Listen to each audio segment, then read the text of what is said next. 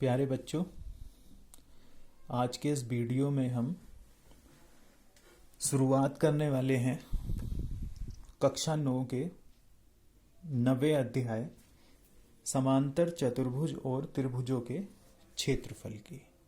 इससे पहले वीडियो में बच्चों हम आपको समांतर चतुर्भुजों और त्रिभुजों के बारे में भली भांति बता चुके हैं। पूरा एक पाठ है चतुर्भुज पर आधारित और त्रिभुज पर आधारित।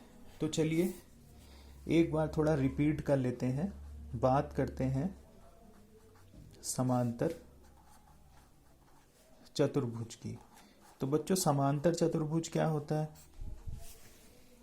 समांतर चतुर्भुज मतलब एक ऐसा चतुर्भुज जिसकी सम्मुख भुजाएं बराबर भी हों और समांतर भी हो, समांतर चतुर्भुज कहलाता है। त्रिभुज तो कोई भी हो सकता है, 3 भुजाओं से बनी बंद आकृति त्रिभुज कहलाती है। यहां तक बता दिया समांतर चतुर्भुज और त्रिभुज। समांतर चतुर्भुज क्या होगा? 4 भुजाओं से बनी बंद आकृति जिसकी सम्मुख भुजाएं बराबर भी हों और समांतर भी हों, समांतर चतुर्भुज कहलाता है। और त्रिभुज, त्रिभुज मतलब 3 भुजाओं से बनी बंद आकृति त्रिभुज कहलाएगी।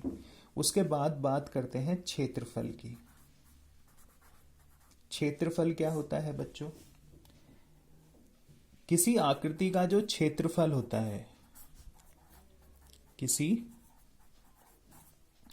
आकृति का क्षेत्रफल, उसके द्वारा घेरे गए तल के भाग से संबंधित एक संख्या होती है। किसी आकृति का क्षेत्रफल उसके द्वारा घेरे गए तल के भाग से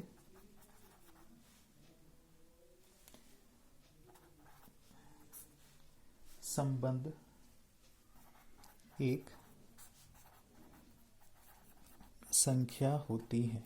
मतलब कोई आकृति ने जितना क्षेत्र घेर रखा है वह उस आकृति का कहलाता है बच्चों क्षेत्रफल।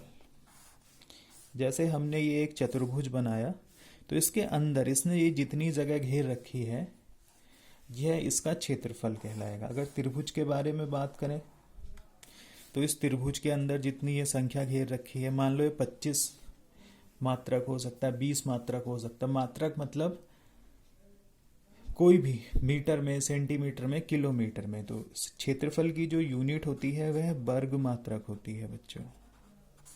तो क्षेत्रफल का मतलब होगा किसी आकृति द्वारा घेरे गए तल के भाग से। सर्वांग समता बच्चों आप जानते ही हो। सेम शेप एंड साइज, वह आकृतियां सर्वांग सम कहलाती हैं जिनकी शेप और साइज मतलब आकार और माप समान होती है। तो चलिए बात करते हैं अब आगे अपने पाठ की समांतर चतुर्भुजों और क्षेत्रफल में। बच्चों, समांतर चतुर्भुज और क्षेत्रफलों के अंतर्गत सबसे पहले हम बात करते हैं सर्वांगसम आकृतियों के क्षेत्रफल बराबर होते हैं। अगर 2 आकृतियां सर्वांगसम हैं तो उनके क्षेत्रफल बराबर होंगे। जैसे चित्र में ये एक त्रिभुज है ABC, ये दूसरा त्रिभुज है PQR। दोनों त्रिभुज सर्वांगसम है, ये लिख दिया मैंने, त्रिभुज ABC सर्वांगसम त्रिभुज PQR। तब क्या होगा? त्रिभुज ABC का क्षेत्रफल, क्षेत्रफल को शॉर्ट में लिखते हैं AR, एरिया। क्या लिखते हैं बच्चों?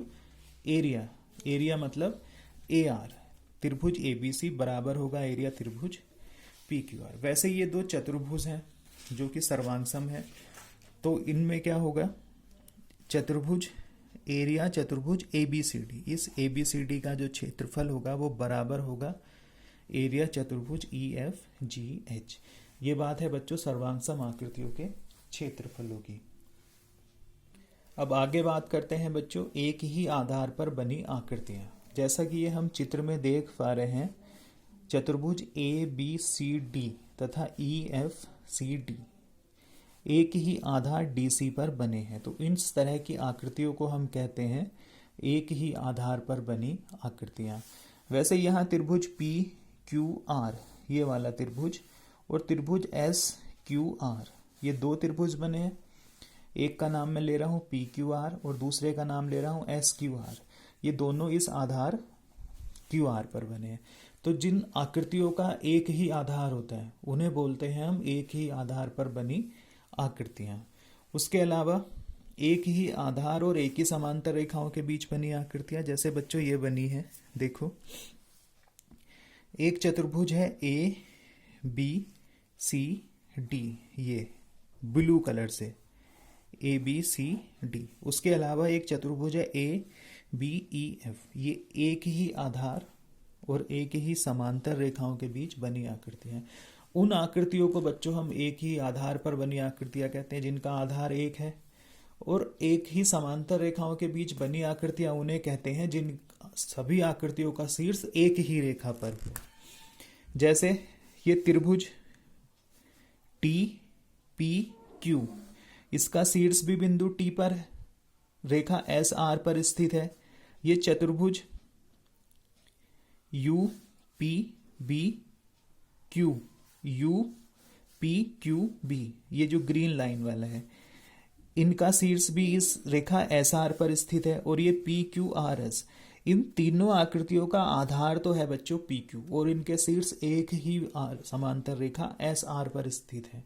तो इस तरह की आकृतियों को हम कहते हैं एक ही आधार और समांतर रेखाओं के बीच बनी आकृतियां। जैसे कि त्रिभुज T P Q T P Q, चतुर्भुज U P B U P Q B और पी क्यू आर एस, ये तीनों आकृतियां बनी है। अब चलिए आगे बात करते हैं प्रश्नावली की, जिसमें हमें ये बताना है कि कौन कौन सी आकृतियां एक ही आधार और समांतर रेखाओं के बीच में बनी है। बच्चों चलिए अब देखते हैं प्रश्नावली 9.1। पहला प्रश्न है, निम्नलिखित आकृतियों में से कौन सी आकृतियां एक ही आधार और एक ही समांतर रेखाओं के बीच में स्थित हैं? ऐसे में उभयनिष्ठ आधार और दोनों समांतर रेखाएं लिखिए। तो ये पहला प्रश्न है बच्चों हमारा। इसमें पहले चित्र में देखते हैं, ये जो चतुर्भुज है A B C D, A B C D, इनका आधार क्या है? D C. और त्रिभुज है पी डी सी, इसका आधार भी क्या है? D C. त्रिभुज का शीर्ष पी रेखा ए बी पर स्थित है। इसका मतलब ये जो पहले वाला चित्र है इसमें आकृतियां एक ही आधार और समांतर रेखाओं के बीच स्थित है। आधार होगा बच्चों डी सी, आधार क्या होगा इसका? D C. और समांतर रेखाएं क्या होंगी? ए बी समांतर डी सी। ये तो हो गया पहला प्रश्न। दूसरे में देखो, दूसरे में आधार तो बच्चों है पी क्यू आर एस का और एस एम एन आर का, आधार तो एस आर है, लेकिन इसका शीर्ष और इसका शीर्ष दो अलग अलग रेखाएं हैं, मतलब ये समान समांतर रेखाओं के बीच में स्थित नहीं है। अब तीसरे की बात करते हैं। तीसरे में एक चतुर्भुज है पी क्यू आर एस, एक त्रिभुज है क्यू आर टी। तो बच्चों अगर हम इधर से देखें तो आधार इनका ये बन रहा है क्यू आर, त्रिभुज का भी और चतुर्भुज का भी, और समांतर रेखा बन रही है पी एस, जिसपे त्रिभुज का भी शीर्ष आ रहा है और चतुर्भुज भी आ रहा है। तो इसको लिखेंगे हम हाँ, और आधार हो जाएगा बच्चों इसका क्यू, इसका आधार हो जाएगा क्यू आर, और समांतर रेखाएं हो जाएंगी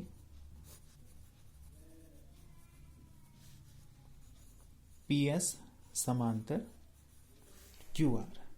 अब तीसरे को तो देख के ही स्पष्ट है, त्रिभुज का आधार छोटा हो रहा है, चतुर्भुज का बड़ा हो रहा है, तो समान आधार इनका नहीं है।